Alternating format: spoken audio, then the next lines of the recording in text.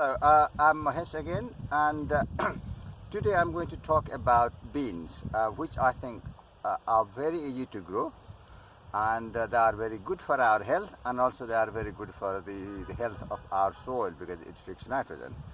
And so there are 4 types of beans that we can grow easily in this country, and they are runner beans, French climbing beans, French dwarf bean, and broad beans. So I'm going to start with runner beans. Here you are, we can see this lovely runner beans, and you can see the red and a pink type of flower. There are 2 different varieties here. And these beans are, I think they are probably about, they were planted sometime in May, and now they are ready to pick, you see. And to be very honest, this is the right size to pick, you see, because the more you pick, the more it will produce. Otherwise, this will grow bigger and then it will produce seed, and it doesn't taste very nice unless you are storing for seeds, you see. So these are the right size, and so you keep picking. The more you pick, the more it will produce, and keep watering. And that's how the runner beans like. And then also you can make a very simple frame like this for them to climb. It's a very, very simple frame using our own copy stick, willow and hazel. Or you can also make a wigwam, like a round one, or you can create any other structure of your like, and it can be creative. But basically they need to climb, and then this is the basic structure for climbing. Now I'm going to move into the French bean, the dwarf French bean. Next one is the dwarf French bean. As you can see, this is lovely beans here, and they have got a very short life. You can start in modules if you want to get early crops, or you can sow seed directly from June onwards. But it doesn't last long. As you can see, this is coming to nearly the end of its life. It produces massive amounts of beans in one go, and you can pick them, you can cook them as it is, or you can freeze them for blanch and freeze them for future use. And there are also a whole range of dwarf beans, not just this type. They are purple type, they are yellow type, but they all taste very nice, and they do the same function, good for us and good for the soil. Okay, now back onto broad beans. We have talked quite a lot about broad bean in our previous videos. The broad bean, you can start one in the autumn, October, November time. You can sow broad beans, or you can also do in February, March.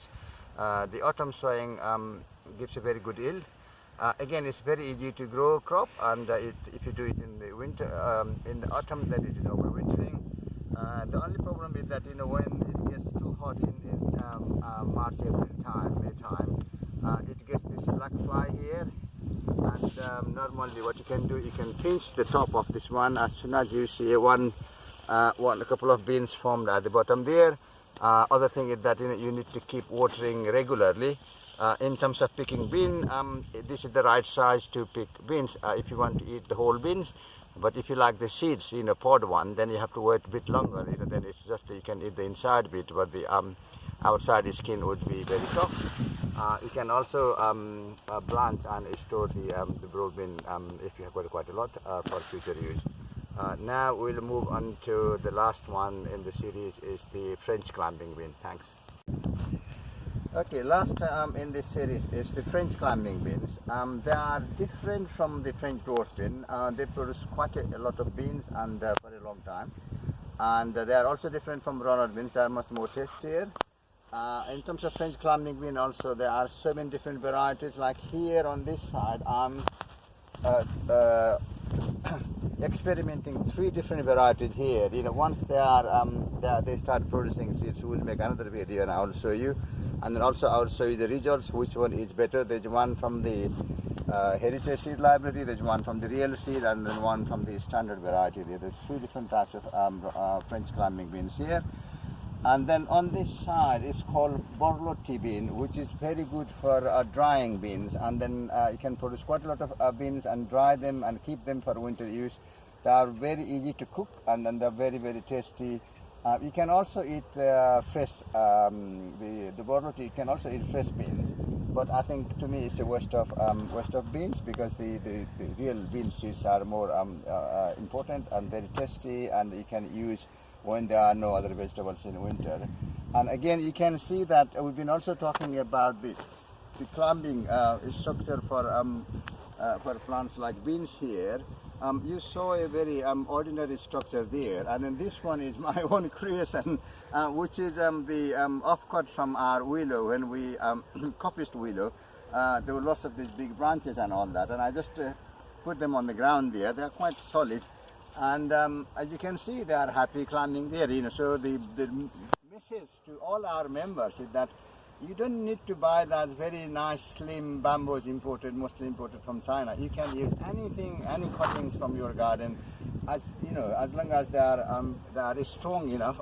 They are fixed properly, because they don't mind, whether it is a local coppiced hazel or imported bamboo or other type of structure from outside. You see, so that's why. So we talked about the 4 different types of beans, and as I said, in terms of picking beans. Start picking when they are quite young. They are very tasty, and then that will also encourage plant to produce more.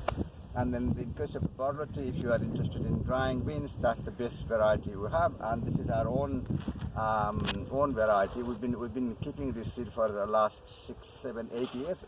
It originally came from the Heritage Seed Library, and every year we provide seeds and seedlings to our members, the barley one here. I think that is all about beans today, and then we'll have more questions and discussion at the meeting on Saturday. Thank you.